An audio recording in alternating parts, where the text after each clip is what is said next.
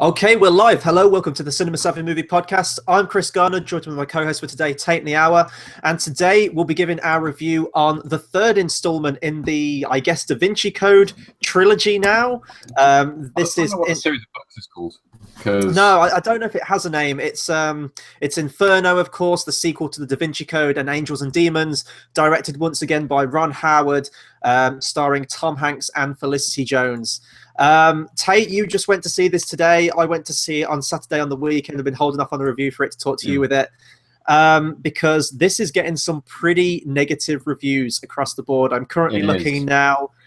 This is according to Wikipedia. On Rotten Tomatoes, it has an approval rating of 23% based on 47 reviews.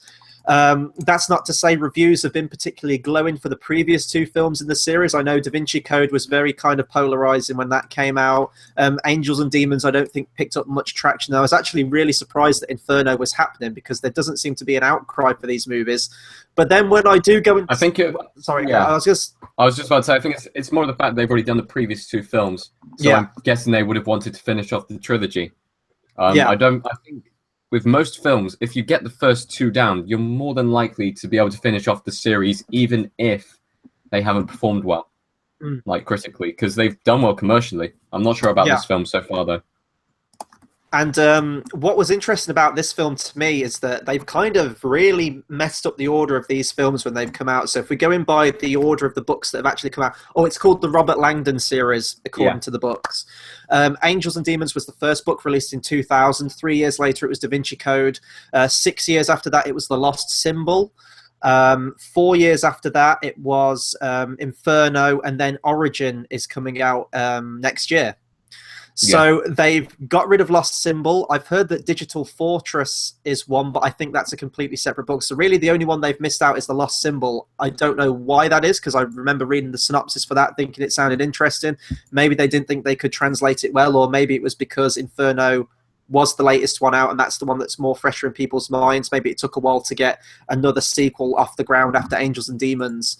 But as always with our reviews, we're going to start off with spoiler-free and then talk about spoilers, although there really won't be that much for us to talk about in spoiler-free, I don't think, because there are so many twists and the plot is fairly involved that I think the crux of it will come in spoilers. But Tayte, let's go into sort of what your initial thoughts were of the series in general with Da Vinci Code and Angels and Demons, and your initial thoughts on seeing the trailer for this one.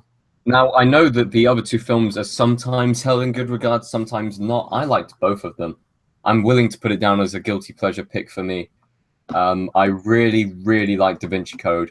I was really involved with it. I loved the puzzles being displayed. I loved the journey that it took you on. And I think the ending of that film is just it's probably in my top 10 film endings, from my films. It's just so beautifully done. And even though, kind of spoiler, the mystery is solved, and yet he knows he can't go on. He understands what the mystery was of the film, and he figures out what he was searching for, but he knows he'll never be able to get it. It's a very good ending for that film. I also really enjoyed Angels and Demons. Ewan McGregor's performance in that was hilarious. I really like it. I loved all of the characters they introduced. I loved the mystery. I loved the intense nature compared to the previous slow build nature about the mystery. This one was really fast. It was really well done. The mystery was present all the way through the film. And to be honest, the only other series I can compare this series to before this film was National Treasure, which I also like. That's another one. Who doesn't love Nick Cage? But yeah, going into this film, I was thinking, okay, this could be good. If it goes along with the previous two films, in my own regards, it would have been really good. It'd probably be up there with some of the best of the year. However, I'm just going to go ahead and say that I didn't enjoy it as much as the other two. No. And that's exactly where I sit in it as well. For me, there's nothing guilty about it for me. I love Da Vinci Code. I've seen the theatrical and the extended edition. I think overall I prefer the theatrical edition because I think that moved at a better pace. I loved Ian McKellen in it. Jean Reno. I can't remember her name, but the girl who played Amelie, who was the female lead in that film, I thought she was great. Get the Amelie DVD off my shelf. Because she needs credit, because she is a very good actress. Yes, she is. Audrey Tautou. Yep, there we go. I thought she was great in that movie, and I loved the pace of it. I loved how it explained the history, especially that moment in the film. My light's falling down again. So professional here on this recording here today, guys. Don't worry, it looks like I got a heavenly light coming from the bottom of my screen, when actually my light is above the screen. But no, Da Vinci Code, I loved the pace of it. I loved, and a lot of people actually complained about the pace. So I'm not sure if that had some kind of knock-on effect with its sequel, Angels and Demons. I didn't care for that movie. I've only seen it the once when I went to see it in the theatre. It didn't really have that impact with me as Da Vinci Code did. I thought it moved too quick. It felt like it never dwelled on any scene. It was very just sort of get to the next part. And I know it was a race against time film, but I would have liked more scenes where like characters just had time to breathe. So I really didn't care for that. With Inferno, I've heard from a lot of the people who have read the book that Inferno is the best book in the series, which is what got me hyped. I saw the trailer and saw it was all to do with Dante's Inferno. I love the Divine Comedy. I think it's absolutely fascinating. I love how that's written and just how it creates the picture of hell and the 8 circles. And they say that in the film that was sort of our modern representation of what hell is like based on that source material. Yeah. Nevertheless, I did want to go in with no expectations because I know how I felt with Angels and Demons.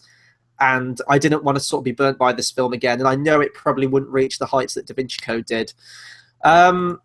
So I think we should just sort of go into the movie now. Actually, do you want to go through the plot of this particular one? I am going to go to the trusty IMDb, which looks rather different nowadays with the advertising of the film. Yeah. But when Robert Langdon wakes up in an Italian hospital with amnesia, he teams up with Dr. Sienna Brooks, and together they must race across Europe against the clock to foil a deadly global plot.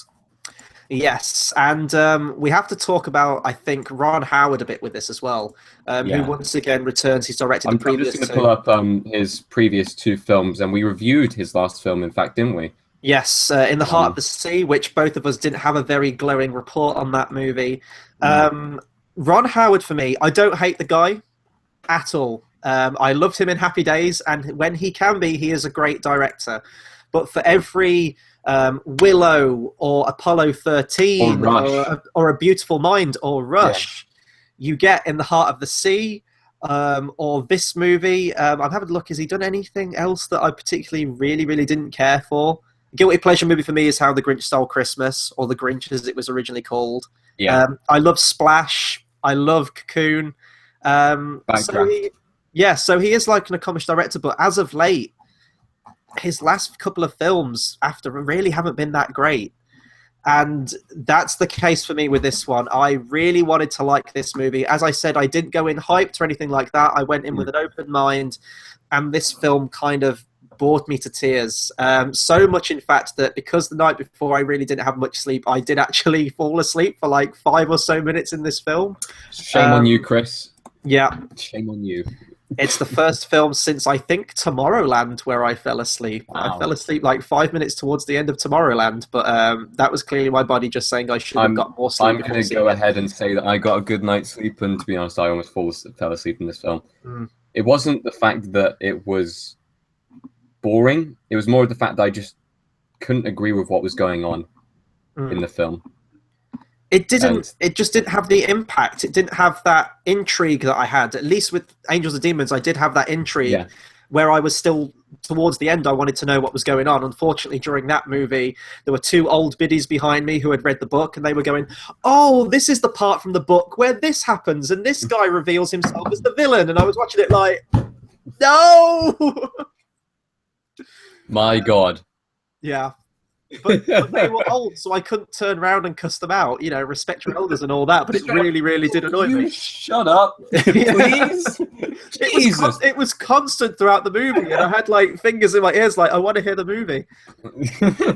Don't worry, you're getting a fan commentary of the movie from behind. But this one, I really didn't care for at all, and I think a big part of that is that. I don't know if this is just me. Maybe someone can help us in the comments. We'll talk more about it in spoilers. But there was a part in the middle of this film where it did make me confused as to everything I'd seen from the beginning of the movie up until that point. I was trying to think about it afterwards and get my head around it. I don't think it's explained well at all. And I think the script for this movie is actually kind of terrible. I'm looking who wrote the previous two. Da Vinci Code screenplay was written by Akiva Goldsman. Its sequel, Angels and Demons, was written by Akiva Goldsman and David Coep. I think that's how you pronounce it. And David Coep alone wrote the screenplay for Inferno. I believe we found the reasoning for why this film isn't good. Yes. And you know what? I really wanted to like this movie, and it's a shame because I think that there is a good plot in there. As I said, I'm a big fan of the Divine Comedy and all the Dante's Inferno mythology. Tom Hanks, when he wants to be, is a great actor, although in this movie he completely phones it in. There's not particularly any acting performance from anyone in this movie. That absolutely no hope for Sully, even though he does put in the effort when it comes around to Oscar season. Yeah. And the big one that the actor I was looking forward to in this movie, which will give me a sense for a film that's coming up towards the end of this year, was Felicity Jones. Now, I've heard countless times that Felicity Jones is a great actor, and I stand by that. From what I've seen of her in Rogue One, it's really made me worried for that movie, especially considering she's the main protagonist. Her lines are terrible. I don't think they're particularly well delivered. And I was kind of watching out for this movie, which would hopefully give me some clarity as to how she's going to be in Rogue One.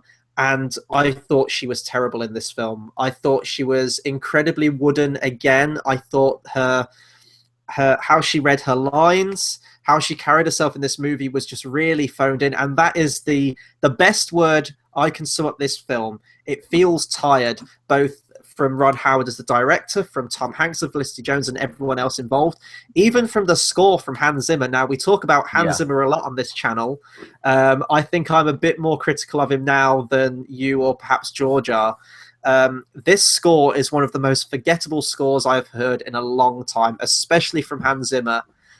You do have that main theme. I'm going to absolutely butcher the pronunciation now, but I think it's like Chevalier de Sangreal.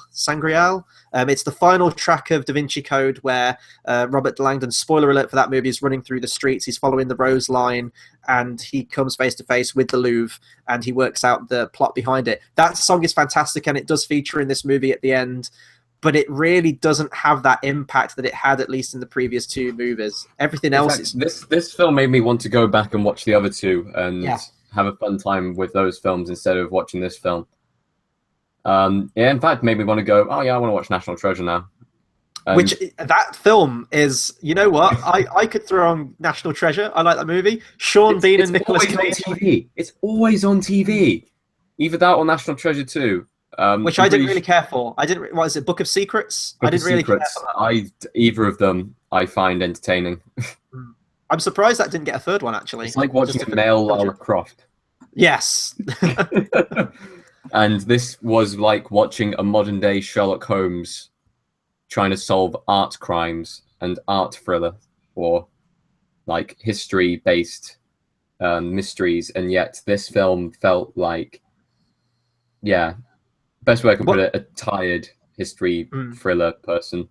What did you think of Felicity Jones? Because it was interesting. Before we hit record, you said, I think I'm going to quote you verbatim now. You said, Chris, I know what you're going to say during this review concerning Felicity Jones. So clearly you felt something similar with her performance in this one. I wouldn't put it down to her acting performance, because I've seen at least 3 or 4 films that you probably haven't with Felicity Jones in. And her acting performance in all of those is really good. Theory of Everything's probably her best one. Chalet Girl, believe it or not, she does a good job in that. And like, I know that she can perform, and maybe it was because part of the production was the fact that she was possibly getting cast at the time for Rogue One. I know that this film was actually meant to be released on the same day as Force Awakens, so they moved it back. The film was actually being filmed for a while, so maybe she was within casting rumors at that time for Rogue One, or she would even started filming for it. But I know she can do a better performance, and I'm going to put it down to the screenwriting, because the writing was terrible. I mean, no matter how good the actor or actress is, there is no way you can deliver a line if the line is bad. And like, the best example I can use for this, especially with the latest trailer from Tommy Wiseau, is if you gave The Room script to good actors and actresses, it would still be a bad movie. And like, I can only put it down to that because there was some areas where I completely believed her character in this film. I thought, okay, I can really get into this, and then it would just drop off. And it wasn't the fact that her acting performance changed; it was the fact that what she was saying was different and made a lot more sense. It fitted into her character better. I still have faith for her. Believe it or not, minus the 2 cheesy lines from the trailers, or how many, like, she's made like 3 cheesy lines from 3 trailers.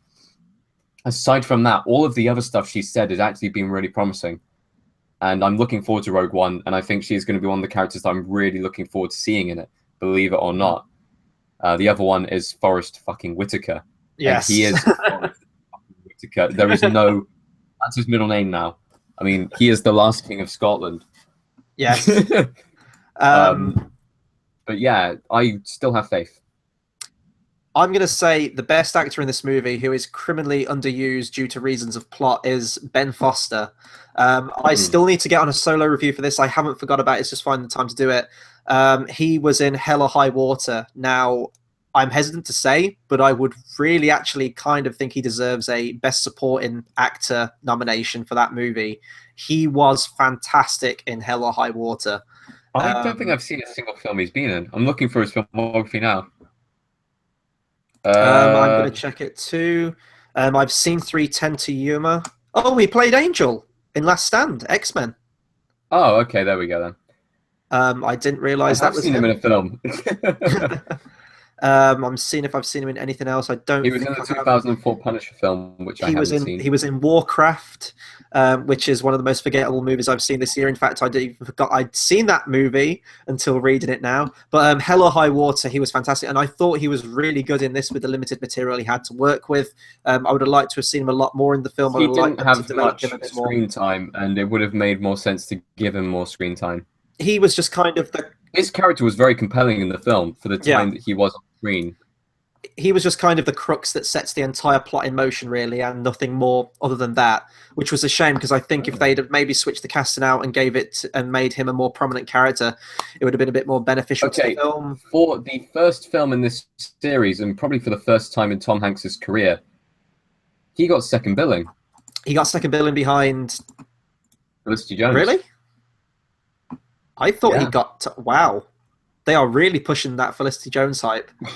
Another actor I really liked in the movie was, hopefully I'm going to pronounce this right, Irfan Khan, who I've seen in a number of films. He's a fantastic actor, and he was the only one really in this movie alongside Ben Foster that had any kind of personality at all. Noticeably, I distinctly from Jurassic World. Yes, and he was one of the best things in that movie. God, he was also apparently in Amazing Spider-Man. Life of Pi is probably his best known one. I believe he was in Slumdog Millionaire as well, playing a police officer or something, a minor character. He was the one who questions the main character throughout the movie. Yeah. Oh, yeah. He's been in a number of films I've seen, but he's always been really, really good. Oh wow! I feel like he actually did the voice for Baloo in the Indian version of The Jungle Book. The dub version from the live action movie from this year. That's pretty cool. I'd just like to very quickly before we move on to spoilers, I'd also like to talk about the cinematography because in the previous films it's been really well done. I've really enjoyed it. Like it's just been spectacular, like shots of different areas of the city. Terrible in this film. I didn't notice a single shot. Same. I thought the direction and the cinematography in this film was awful. It's a shame when you have Italy, home to one of the best countries in the world for architecture and history. I'd like to point out, this isn't a spoiler, but one scene, they're in a botanical garden. Now, botanical gardens tend to be amazing, phenomenal places for cinematography. You've got amazing, like, well-cut hedges. You've got, like, beautiful overhead shots, fountains, and everything. In this, they had one shot that lasted 1 second, and it wasn't even a pretty shot of the botanical gardens. And I actually, before we did this review, I searched up online. I can't remember, like, what the name of the botanical gardens were, but I searched up botanical gardens in Italy, which look very similar to the one in the film. And some of the shots you can see is absolutely phenomenal. Why didn't they go for something like that? The whole film's filmed in very close-up, mid shots, shaky cam all over the place throughout this movie. It's really just... And I know that the character in this film, Robert Langdon, is suffering from amnesia, and I thought they really played on that too much at the start of this film. It was very much way too like much. His constant like visions and the camera moving around. And it's like we get it. He has amnesia. Like you have amnesia, but to be honest, it made me feel just confused. Yeah, and I know amnesia is one of those things. Like, oh yeah, you are confused. You don't know what's going on. No, this made me feel like, what am I doing here at the cinema watching this? I liked that it opened with like a kind of cold opening. Like, we don't know what's going on and we're trying to figure it out. But even when he does figure it out, I still have loads of questions about it and I'm really confused, which I'll go into in spoilers. I've pretty much said everything on this movie. There was only one scene that I thought looked kind of awesome, and I would have liked to have seen this just be like its own movie, as like a side movie. I thought the hell imagery at the start was really kind of cool. I thought they got really creative with that. You've got people... I don't think this is a spoiler. I think you see it in the trailer. No, you see it in the trailer, yeah. He sees like a river of blood through the streets. He sees people with backwards heads. Really kind of quick, nightmarish, really weird imagery, which I really totally dug. I love that kind of stuff. I want to see Tom Hanks in hell. That's sounds like I'm really hating on Tom Hanks right now. No, I want to see the movie Tom Hanks in the location of hell, because that stuff was awesome. I want to see him save the day and get out of hell. That was great. Yeah, I feel like we need to move on to spoilers now. Yeah, we do. Brief recommendation. Are we doing a recommendation now before spoilers?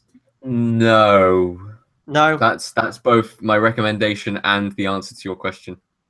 I'll just kind of round out before we go into spoilers by saying there was one twist midway through this movie which I did not see come in, granted, and I thought that was really good. I should probably say I haven't read the book, so I don't know the differences between it, so I don't know if you can see it come in at all. It did shock me based on the formula from the previous two movies. But it's just really forgettable. There's a lot of characters that don't really get much development. I'm sure in the book they get a lot more and it makes a lot more sense in the book, but it felt like it was truncated too much to the point where I was confused by character motives, especially the background characters.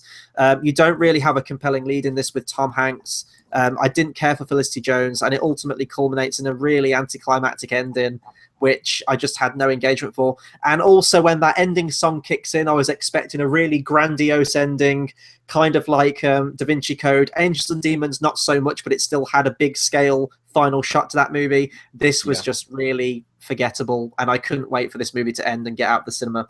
So now we're going to move on to spoilers. So if you haven't seen the movie and you still want to be surprised by it, go and see the movie first and then come back to us. Tate, what do you want to touch on first in this movie? I want to talk about the very, very start of the film. We can go through the entire film, even though I had to kind of fill in the blanks on where you fell asleep. I just wanted to point that out to everyone. But I want to start with the hell imagery at the start, the amnesia, and the hospital assault, which we later find out, spoiler, is completely fake. Yeah, now, and that's the part that confused me. I have something... I know that, like, they say, oh, the officer went rogue, and she was only meant to really scare you, or she was meant to chase you, bring you in, and stuff like that. But I'm not going to lie. She was full on trying to break down that door. Yeah. She was really going into it. I hate twists like that where you know that there was no way you could anticipate that because of how she acted at the start. I don't care how good an actor you are. You wouldn't act like that if you were there on a job just to like get... What would they try to do? Did they know that Felicity Jones was a bad guy at that moment? I guess we can say didn't. No. Spoiler alert in case you have still seen it. Yeah, if you are still listening. Felicity Jones is the bad guy in this movie. I just want to point out as well, I saw that coming from very early on, and I thought, she's going to turn out to be a bad person. She's got a second motive. I didn't think that she was going to be like the full-on bad person in the movie, but I thought she's definitely got a second motive here. And the reason I didn't see that coming was based on the formula for the previous two. You always have Tom Hanks and the female lead, and other villain. So I thought Ben Foster was going to be that other villain, and then when I saw him like bounce off the multiple ceilings after he threw himself off the tower at the start of the movie, I was like, you know, maybe he'll be okay. Maybe he'll come back in like a full body cast or something. But no, that did get me because I thought she was just going to sort of be like the female lead going on this adventure with Robert Langdon the whole movie. No, it was the first clue. I'm going to go with full on Sherlock here. The first clue was the clothes in the apartment. I thought the boyfriend's going to come into it somehow, somewhere. He's going to be wondering where she is, and that'll play into it. Second part was the fact that she was completely overqualified to be working in an ER. Like, emergency room, and as soon as it said child genius, I thought, that's not right. They're building this character up to be like this amazing decipherer or this phenomenal child prodigy like person. She can't. We're missing something here. And then as it built, like, all of the information that she was coming out of thin air with, like, she was starting to know facts. She immediately knew who the different people are. I thought that there's a connection here. And as soon as they started wiping off the mask, in fact, no, as soon as she decided to go with him and knock out the black dude, who I thought for the rest of the movie was going to be the good guy, as per sorts, I knew from that point, I was like, okay, she's part of the guild of people who don't agree with the overpopulation. She's going to completely backstab him. And I thought she was actually going to, like, shoot him or do something. But, like, another thing that got me was the fact that as soon as she killed the person, he fell through the ceiling. Sorry, she fell through the ceiling. Yeah. It was the moment where she stopped in the street and he said, if you don't want to go through with it, it's fine. And she was talking about something. She was thinking in her head, I don't know whether I can go through with the whole kill off half the population operation. And Tom Hanks was going, if you don't want to go through with the find the hidden treasure operation, I thought immediately, okay, she's definitely got a second motive. She's going to release the bomb. Yeah. And personally, I would have sided with her. At that point in the film, and for the rest of the film, I was so bored, and I was so just take out everyone, just kill everyone. No, it got to the point where I was like, well, I don't like any of the good guys left in this film. I really don't. So I'm just going to go ahead and say I would like to see the bomb go off. I would like to see it spread, but then contained. Like, I wanted the bomb to go off in that, like, place, and then maybe have everyone who's inside, like, Tom Hanks maybe gets out or is immune or something like that. But it gets contained within that area and it doesn't spread. Yeah. I want to talk about that plague, by the way, because I'm very confused with their initial motives. So we get told at the start that this plague's been created that wants to take out half of the world's population because there's this great sort of like lecture that Ben Foster's characters give him. And I'm kind of siding with Tom Hanks on this one where he says, like, he does make a pretty compelling argument. So it's going to take out half the world's population to bring it down to a much more controllable level. It really reminded me of like Ra's al Ghul from like the League of Assassins from Batman. But then later in the movie, like, this plague is going to be airborne. And it's just going to be basically taking out anyone it comes out into contact with. How do they put a control on this plague? Because by the sounds of this plague, where there's no cure, it's a brand new cure they've invented. I guess if you're just like a billionaire playboy and you get bored one day, you just want to wake up, turn to your girlfriend and say, hey, want to help me make a plague today? I think the worst thing about this entire situation is the fact that they had a concert in there. The plague had been in there for more than 5 days. It was 3 days until he died, and I'm going to assume there was maybe 2 days they were searching for it. Maybe a little bit longer. And yet they had a concert in there where they would have done an entire sweep of the building, seen what was in there. If not, that plague had been in a plastic bag. Just one plastic bag, by the way. The slightest nudge will set this thing off. The slightest nudge, and it's just sat there in the water, tied down to nothing. Just a plastic bag floating in the water.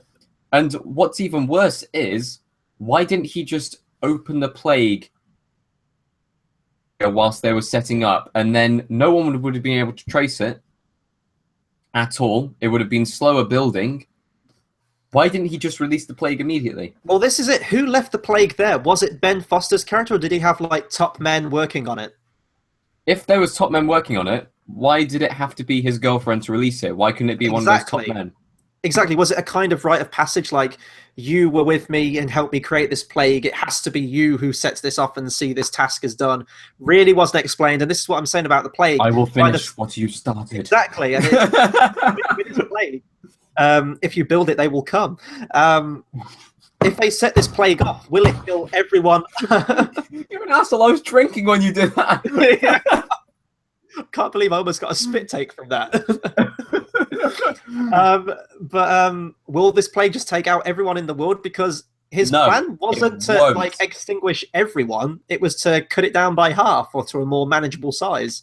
Yeah. So I was really confused about that. And you were talking about security there, about how no one did a sweep of the building. I want to talk about security in general with this movie. The number one thing that confused me with this film, and I don't know if you can help me understand it more if you paid attention to it a bit more than I did. Tom Hanks and his best friend stealing this, what is it, the death mask of, oh God, who was it? Dante. Yeah. Dante, wasn't it? How did they steal? So they go into the building and they're looking for this mask, and they arrive there and she says that the mask was stolen a couple of days earlier. Tom Hanks doesn't know anything about this at all. And then they watch security footage of Tom Hanks and his friend stealing the mask. Number one, why didn't they watch this footage before? And two, immediately know it was Robert Langdon, because he seemed very close to the woman who was showing them around the museum, so she would instantly know who it was. She leaves the room because I think they distract her and say, like, oh, can you go and find out something? So they just step over the railing, open the glass case, take the mask out, stuff it in the clothes, and run out. Are there any alarms in this place? Are there any security guards? Any CCTV footage? Are you telling me I could, for example, walk into the Louvre, see the Mona Lisa at night time, step over the railing, just hook it off the wall and run out with it, and nothing would happen? And also, what happened to his friend? Yeah, because he sees the vision of him at the start, doesn't he, with the snake wrapped around him. Yeah. I'm guessing he was sort of killed and they were trying to get to Robert Langdon next. Well, no, because he got sent an email saying they're chasing after me. Also, was that email sent on YouTube? It really looked like YouTube. I was thinking, it was sent via Gmail. Oh, was it? Oh, okay. That's fair enough. I was going to say, like, who sends emails via YouTube? Yeah, that bit was confusing. And the fact that when they're watching the footage, Robert Langdon's just standing there like, doy, doy, doy, doy, doy. Like, and they're all watching the footage. Yeah. And then there's a distraction and they go like, right, wait here, run away or escape. We'll be back in about 15 minutes and I still want you. We're going to leave you in this completely unlocked room with a pregnant woman on guard who you were friends with. Take the keys with us so that you can lock us out of the room. Yeah. And then the fact as well with the security, the ending of the movie, he shows back up into the same museum. They don't stop him from going in because they would know who he is at this point. They'd have some kind of identification. Yeah. And he puts the mask back where it was in the first place. You don't think they have security in that room? They don't have like a police investigation tape thing cornering off the exhibit. They're just allowing people to still go in. Yeah. You know, casually. And I was just really... So this is where I get confused in the middle of this film with Irfan Khan's character, where there's basically like a 10-minute exposition scene where he says that the hospital you're in was a fake. I was doing it to protect you. So this is where all my questions come in. So one, we clearly know that he knew that this plague thing was about to happen, or something was going to happen with Dante. Otherwise, why would he steal the mask and have these Gmail conversations with his friend about it? Maybe or was it just a lark? Did they just were they just stealing it? Did they get bored one day? Did they go like on an all-night bender and just think like, there are so many unanswered questions. Yeah. And where it really comes for me is that Irfan Khan's character, we initially think he's a villain, and I thought he was going to be the main villain when I first saw him. It turns out he was a good guy on their side, kind of. So the woman who was after them, that was trying to break down the door, she was actually trying to get Robert Langdon out of there, but then turned rogue because money, change of ideology. I don't know if they actually explicitly say why she changed sides all of a sudden. I think it was something along the lines of she believed what they were doing.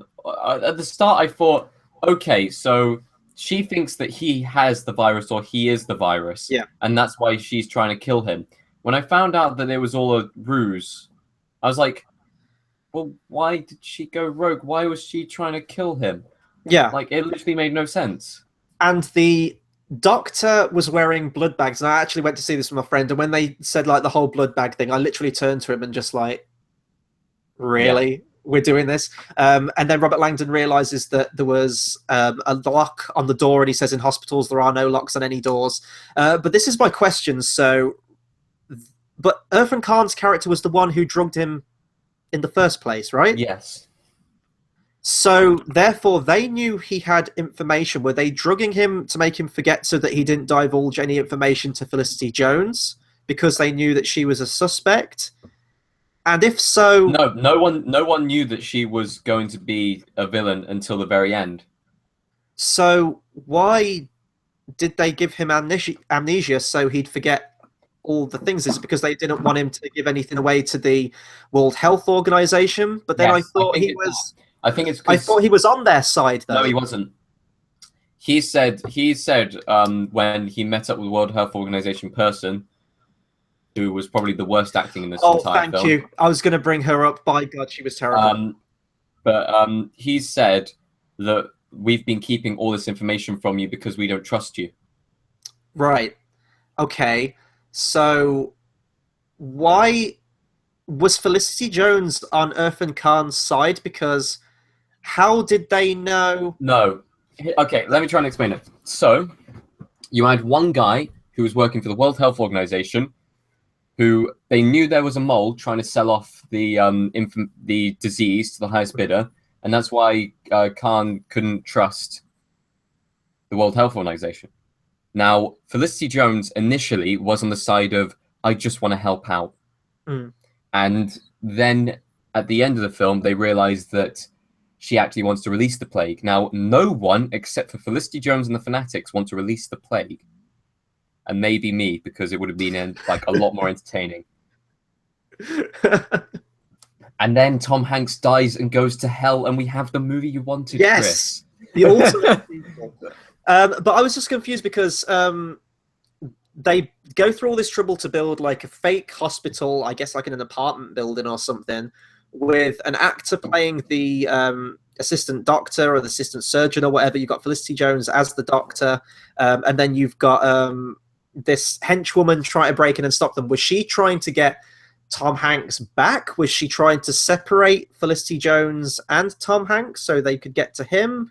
That's the time, where I think what I don't understand is I'm assuming that Felicity Jones posed as a nurse so that so that she could get closer to Tom Hanks and he could help her solve the puzzles. Mm. And right. I think that messed with the plan because they didn't realize that she was going to be there. But they knew that Tom Hanks, well, clearly he must have been trying to decipher the puzzle of it anyway by getting the mask. So why would they impede that from happening when he was at the stage where he was taking the mask? Why would they then give him amnesia where then he's got to start... Actually, what I've said just made no sense because we now know it was a setup. Yeah. So why was he there in the first place? Exactly. And this answered. I was following the movie up until this point, and then that exposition dump just hits, and it just blew everything out of proportion, and I completely lost the plot. I was off the rails, just everything. The only character in this movie that has any clear motivation is Ben Foster. Yeah. It was like, I've built this plague, and I want to take out the population of the world. Fair enough. I get it. I understand his reasoning, and I get why he wants to do it. And the other character is... I don't know his name, is the black guy who wants to get a hold of the plague and sell it to the highest bidder to get money. Yes. They're the only two characters in this movie who have a clear-cut motivation beginning to end of the film. I would say that apart from what's she doing in the hospital, clear-cut motivation at the end, Felicity Jones doing it for love, I guess. But the whole fake hospital thing completely threw me off, and I think this is an example. Maybe if anyone's read the book or paid closer attention to the movie than we did, if you can comment below and let us know sort of what actually happened. At the moment, we have had a message from our resident commenter, Sheila. Okay. Chris, we need to talk about your views on Tom Hanks. I love Tom Hanks. Tom Hanks is a fantastic actor. He kind of plays the same character in every movie now. He's fallen into that trope of Tom Hanks is going to play the lead guy who saves the day at the end. Kind of does in this movie too. I liked him in Bridge of Spies. Yes, he was fantastic in that. I really want to see Sully. He's just great. I mean, you go back to his previous career, like Forrest Gump, Castaway, Toy Story. I'm going to completely disagree with Forrest Gump, but I'll agree with Castaway. I think he's great in Forrest Gump, and I don't think Forrest Gump's a bad movie. I think it's a slightly overhyped movie. Forrest Gump is an okay movie. Okay is the word we're looking for there. How does it feel to be the most controversial person on the channel now, Tayte? Not really, because it's okay. Yeah, it hasn't held well over time. Like, it's held up okay over time. It's more of the fact that like his performance in that film, acting wise, brilliant. What he's saying, dialogue wise, life is like a box of chocolates. It's iconic though. I even love his latest. I'd say another word instead of iconic. I would say lazy. I can't agree with you on that one. I love his 80s stuff as well, like Big. That's one of my favourite films, and Splash and things like that. He's a great actor. He still is. I just thought he completely phoned in his performance in this movie, totally, but not as much as Sid's Babette, who played. Sid's Babette. Knudsen, who played the head of the World Health Organization. I'm so glad you brought that up because she was abysmal. All her lines were done like this: Robert, we have to get the cure. I'm madly in love with you. One thing I really hated about this film was the fact they tried to throw in a Tom Hanks loves someone plot. Yeah. That's not and she's needed. A character we haven't seen before. There's no setup. There's no through line. I was kind of half expecting a callback from one of the other characters in the previous films. I was expecting maybe the girl from Amelie to reappear in this film or something. Maybe even because last film was set in Rome, which is in Italy. The sidekick from the previous film would have been nice to be seen in this one. Yeah, I'll have a throwaway line to say what happened to her, like it didn't work out or something like that. Kind of how they do in Batman Returns, where there's like a really blink and you'll miss it line about Vicky Vale, how she like couldn't handle the stress of me being Batman, and that's why she's out of it. Something like that. Really, all these movies are individual, and I've always gone on record and said I do like that about sequels, but they don't really feel like sequels in any way. You need some kind of continuation from each one. What else can I say? We have another comment from our resident commenter Sheila. Tayte, we need to talk about your views on Forrest Gump. We'll do a review on Forrest Gump at some point, I'm sure, at a certain anniversary. I'm trying to think of anything else I could say in this. So really, it was just that middle bit of the film that just really threw me off to the point where I was like, you know what? I don't even want to try and think about this and understand it because it's just boring me. It hasn't held my attention. One thing that also didn't work for the film was the fact that they didn't actually solve any puzzles until about an hour in. The pacing of this film was really bad. Really bad. Like, it was the first... stupid slow. And then stupid fast, and then stupid slow again, and then went fast towards the end. Do we need like 20-25 minutes of constant, really just frenetic imagery to know that Tom Hanks has amnesia in this film and he's been drugged? You could do that in about 5-10 minutes tops. No, you can do it in 5 seconds. Yeah, and the fact that he was did they ever explain that? Like he'd forgotten the word for coffee? Like that dialogue in that scene was god awful. Yeah. Oh my god, what's that thing that you drink with your breakfast? And it's brown. I don't know if that's a line. Milk in it. And I like the Felicity Jones British response. Tea? Tea, yeah. Of course, because we all drink tea on a daily basis. We have like into our veins of tea. But no, I don't know if that was a line from the book or something that they tried to throw into this. It just really didn't work. You're right about the direction, the cinematography. This film just had nothing, and I am not going to remember this film. This is going to fall to the wayside like Independence Day Resurgence, like Warcraft. I don't think it's... I think it is knocking on the door of my bottom 5, but I'm not sure whether it is or not. But you see, I didn't like come out of this movie like, they've ruined Da Vinci Code and this was abysmal in every way. I was just it's recoverable. They've got one more try if they go for the final film. Yeah, I guess it depends, to be honest, how much this one makes, if it's still got an audience for it. There was quite a fair few people there when I went to see it, so there clearly is still an audience for these films and these books. This film is just really, really bad. I don't know if Oh, stuff wait a got sec. cut I out. think I know why The Lost Symbol hasn't been made. Why is that? Just tell you the plot, and it does sound a bit like National Treasure. Okay. In The Lost Symbol, Robert Langdon has an adventure with the concepts of Freemasonry in Washington, D.C. Tricked into visiting the nation's capital, Robert Langdon spends 12 hours racing through the monuments and buildings of USA forefathers, searching for the truth about the secret society of the Masons. Did Dan Brown watch National Treasure at all before writing this book? Let's get a crossover. Let's get Tom Hanks and Nicolas Cage in a movie. Oh my god, yes! Fucking great. Can you imagine? Oh my god, no, because who's the third sidekick in the two? Okay, in National Treasure, I like the fact that they kept the formula with the three people from the first film returning for the second film. Yeah, and I like the dynamics between those three characters. If you could have those three characters, if you could have those three characters in another National Treasure, what do you call it? National Treasure, The Lost Symbol. Yeah, you just call it that. But then Nicolas Cage will be like, "Hang on a minute, this feels really familiar. I think I've done this before." But maybe he has amnesia and he's remembering the events of the first movie, but he's seeing Tom Hanks in it for some reason, and he doesn't know why, and he has to find out why Tom Hanks was there. Yes. There, Disney, get on it. Seriously. Ewan McGregor is the villain in the end, so is Felicity Jones. The Rose line leads to the Louvre, which is where Mary is buried, and the sidekick is also a descendant of Christ. And because Ewan McGregor's in it and Disney own National Treasure as well as Star Wars, they can see him in a robe in some scene, and that can tie into the Obi-Wan spin-off film. It's all connected. And do you know what?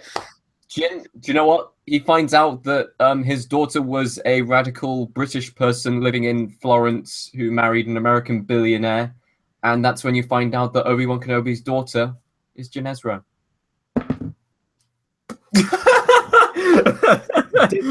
Seriously, we've pitched so many films for you guys. Please get on this. This is genius. I've said everything on Inferno. It's really forgettable. I didn't care for it.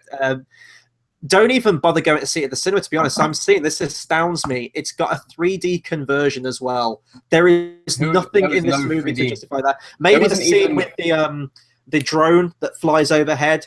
Maybe that's one shot. This film's if it was ever going to be a 3D scene, it would probably. They didn't have it in the film, but when the person was falling through the ceiling, that should have been it. Falling towards the camera, like the camera up at the ceiling. That would have been great. But yeah, just make it really gimmicky. Final remark from Sheila that she would watch Forrest Gump on repeat. I would not. It's too long. His performance in that film, voice-wise, is just not good. It's very lazy. As far as his acting is concerned throughout the rest of the film, it's okay. But the lines that he delivers, the lines given are brilliant. The way he delivers it is really dumbed down. It's a very honed-in Oscar-baiting film, and it will go down in history as a good film, but it is completely okay. So that has been our review on Forrest Gump. Thank you very much for watching. Be sure to comment, subscribe, let us know what you thought of Forrest Gump and Inferno. What did you think of Da Vinci Code? What do you think of Angels, Demons? And what do you think of Tom Cruise? Tom Cruise. Oh, can you imagine Tom Cruise? Oh my God, Tom Cruise is in National Treasure, The Lost Symbol. The best of ever. Let us know what you think of Tom Cruise and Tom Hanks. Be sure to just comment everything like that. A lot of stuff coming up with the channel. Loads more movie reviews. I'll actually be jumping on another movie review tonight after I've seen Batman Return of the Cape Crusaders. Can't wait for that one. It's DC's latest animated movie. Throwback to the 60s with Adam West Birtwood and Julie Newmar. Next, is it this week or next week? This Wednesday. Yeah, this Wednesday will be our next episode of Battle of the Brackets. Slight change on this one. At the end of the previous one, I said the next one would be best comic book movies, which will still be a thing. We need to sort out some behind the scenes things. That's going to be happening. It's happening, but it's going to be at a later date.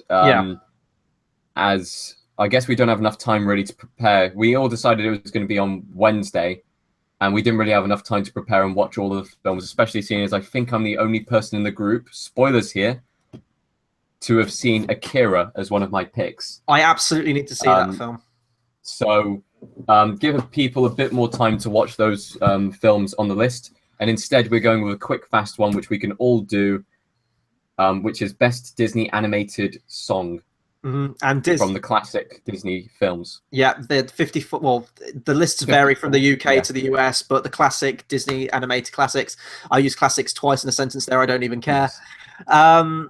And at some point, there'll be a Halloween special video as well. I haven't personally decided what that video is going to be. We might do a timestamp, but I really need to think of 5 horror movies to get the voting out there. Or I might just say, right, reviewing this horror film. Let's do it. We'll think of something, but please do hit that subscribe button because there is a lot of stuff happening with the channel. That'll do it for our review on Inferno. And until the next video, we'll see you guys next time. Thanks for watching.